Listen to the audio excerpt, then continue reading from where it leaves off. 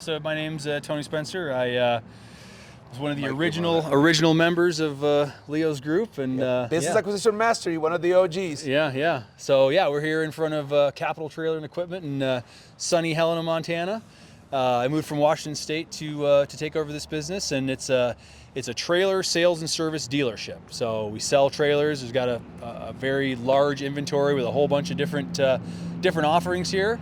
We have a service department that can fix, repair, customize, add on, subtract, truck beds, whatever, if somebody needs. And then we've got our parts department that we sell, some pretty unique and heavy duty parts that go with these trailers. So that's kind of the nuts and bolts of it. Yeah. We do a lot of custom truck beds also. So, you take a pickup like mine that's got just a regular pickup bed on it. And see how that one there has a flatbed on it? Yeah. That one there has a flatbed. The white one over there, a flatbed with a roof rack.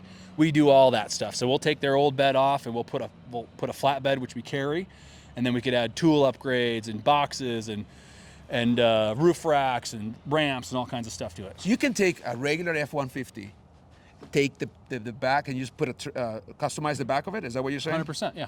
Oh, wow. Yep. There's a little crane that we're going to be putting on for a customer. This is actually, so right here, you actually came at a good time. So today was my first full load of trailers that I personally ordered. Wow. So these ones are all ones that just came in today, and these ones are mine. So I just got these brand new off the truck from, these all come from Texas. These are all Delco. So we got 5 different dump trailers, a few different configurations, a couple different colors, and then this one big gooseneck trailer. So are they like just to have them ready because you got? Yep. You suspect you got customers coming in for them? These ones tend to sell pre-sold? quite a bit. These ones tend to sell quite a bit, and we're getting a little bit low on these type. And the salesman knows, from being here for over a decade, kind of what sells and what we need to restock. So you take your cues from him. Yep. How big is your customer? Where do how far away your customers come from? How far away? Well, the next biggest town over is going to be Great Falls. That's probably a little over an hour. We definitely get customers from Great Falls, but we'll get customers from Bozeman, Missoula, Butte. Those are You get from Missoula? Sure. I mean, Isn't that like 3 hours away? Yeah, a couple hours Yeah, a away. couple hours away, yeah. That's not. We're probably not going to pull from them super consistently, but we've got some pretty long-standing customers. We've got a lot of business-to-business type customers, a lot of contractors, a lot of ranchers, and they tend to be repeat customers. They absolutely are repeat customers. I mean, we had a customer this morning. They came and bought 2. They'll buy 2, 3 at a time, multiple times per year. They're a big contractor in the area. So we got a few like that.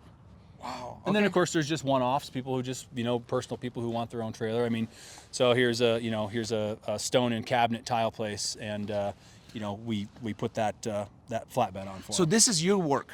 This right is all. here. Yep. This is all us. So in order to do this, how long does it take you to produce a product like this? Well, we stock the bed. So you have the bed. Okay. Yep, we got a whole bunch of them up front. I can show you them when we get to that or whatever. And then, we can put it on in, I'm not exactly sure how many hours, 6 hours or so, depending on how many modifications we have to do. And then, of course, it just depends on how far booked out we are with our service department. So right now we're booking out 6 weeks or so, something like that. We try and squeeze some people in a little bit faster, but that's kind of where we're at. So you have a 6-week turnaround time right now, right? In the ballpark. Depends on what it is. Which is great. I mean, you're booked up 6 weeks ahead. Oh yeah, for sure. Yeah, there's some what's the word I'm looking for? There's some opportunity in the service department to get another mechanic in, and get another 30% more turnover. Right, we've got 2 mechanics in right now. We could certainly run with 3. Really? So yeah, but I'm already getting some ideas. Yeah. Oh yeah.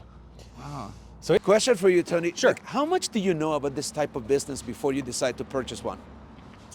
Very little. which is I listen to you talk about the business and it just rolls out your tongue. Like you have gotten all this institutional knowledge, and it's only been a few months, right? Sure. But you did so you came with, how do you do this? How do you pull this off? Like, how do you buy a business? Okay, so this is a good question, because I've had quite a few people in the group that I think have sort of asked this one way or another, right? Yeah. And this is kind of the way that I look at it. So yes, it would be ideal if somebody bought a business that they knew inside and out, right? That's great. But there's a lot of people that either don't have that specific knowledge base or are looking for something different, right? So right. what I like to think of it is kind of genres of business and kind of the way that you as a potential buyer communicate, right? So, you know, I'm a blue collar type of a person. I've had blue collar jobs my whole life, construction, firefighting. That's just kind of the, you know, the friends group and just sort of the way that I was raised, right? So, you know, even though I wasn't an expert on trailers, and I'm certainly still not to this point, you know, I still kind of speak the same language, and I can still kind of relate to the employees and the customers kind of on that level, right? Oh, okay. I think if you were, you know, where I think people might run into a little bit of an issue is, you know, like a blue collar person, you know, you're an accountant. Yes. You're a CPA. If I were to buy a CPA firm that, you know, had more of a traditional HR department and kind of had that sort of feel to it. More white collar service. Exactly. It probably wouldn't mesh very well with my personality. It wouldn't mesh as well with the way that I communicate. I could pick it up, but it would be kind of a square peg in a round hole sort of a thing, right?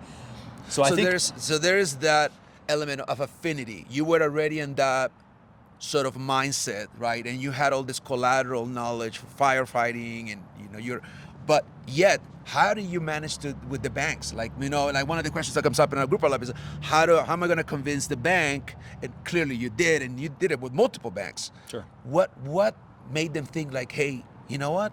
I think you can do it. I think there's a couple different things. I mean, there's the on paper number section of it, right? They want to see, you know, how much cash you have down. They want to see what your credit score is. They kind of want to see your history. So there's that, and that can't be overlooked, right? Because you have to be a qualified buyer, right? Correct. But there's also a point where you really have to kind of sell yourself, especially, you know, and every bank and every broker was a little bit different, but yeah, I mean, you have to project with confidence that you're a competent buyer, and okay, maybe I don't have exact, direct, you know, apples to apples experience with this exact business, but I've got other experiences that can transfer over to being a business owner and can transfer over to being an owner of this specific type of business. And I think the biggest thing is that you figure out a way to articulate that in a way that makes sense to them. Did it come natural to you? Like, is there something that you didn't have to sort of jot down, okay, this is me, this is my bio, this is who I am? It's just sort of came together over time, like your pitch.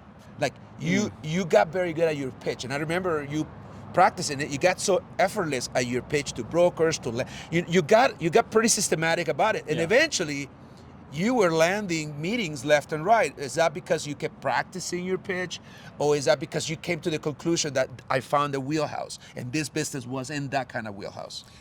As far as the pitch, I mean, yes, it definitely was practice, and it definitely was some trial and error. I think another big thing is, like, you know, every different avenue, you know, different genre of whatever you're in has kind of its own little language, right? So when I started just, you know, exploring the concept of M&A, you know, I started to learn that there was a language associated with it. When you started talking to people, they would use terms and they would use phrases, and at first I was kind of just smile and nod my head and kind of pretend what that was, but then I might come to you and be like, "Oh, they said this. What is that? What exactly does that mean?" But I started to, you know, adopt that language, and so give me an example of that. Like, what is one thing that you heard at first? Like, what the heck are they talking about? Well, I mean, even just basic stuff like, you know, SDE, right, or you know, EBITDA, or you know, like what, you know, cash flow is a good one, right? Yeah, well, cash flow means something different to everybody. You tell 10 different people what cash flow is. It's a gray area. It's a very different thing. So, yeah, I mean, it's just understanding, and then also some specific industry knowledge with the specific industries. I you know, if you remember, I was kind of looking into excavation companies at first. Yes. Those was kind of where I started the process, just because I had a general interest and some knowledge around excavation and construction. And yeah, there's different lingo, there's different language, and I think, again, you know, you and I could be trying to get across the same point, but depending on who we're talking to, we're going to use completely different language to articulate what it is that we're saying. So, yeah. Well said, Tony. I think you came to connect with the language. You learned the language. I did. You are now an expert mergers and acquisition guy. Congratulations. Yeah, well, at least intermediate. I know she was part of the journey. I was just cheering you on. What was it like, husband and wife, and then you finally get to the finish line? How does she feel now?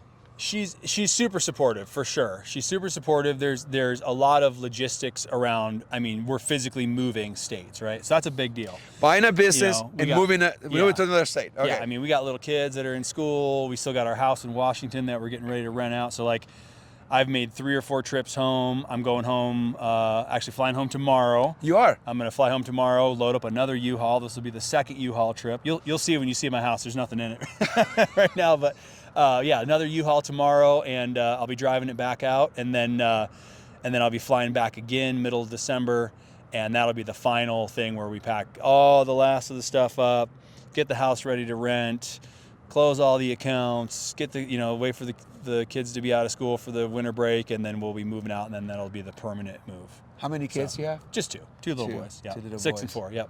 Yeah, so Wow. they're young. Kindergarten, preschool. So it's not. I think it's easier probably at that age than if they were high school. It'd probably be a lot tougher, I would imagine. Yeah, I would say you did it right, because once they hit high school and the friendships, everything gets a little more complex. Yeah. And then it's hard to get them out. Yeah. No, but she's amazing. I mean, the biggest thing I can say about her is she has the utmost confidence in me, which is huge. She doesn't She's like your biggest- undermine what I'm trying to do. She believes in me 100%. I mean, she understands a good portion of this, not to the the nitty gritty level that I do, but she just has that ultimate trust that I'm going to provide for her and do the right thing. You and I are very lucky. Yeah, I think have so. a very supportive Yeah. wife. Oh, You know, I couldn't imagine not. It'd be life. I mean, would with the life that I life have, would be right? hard.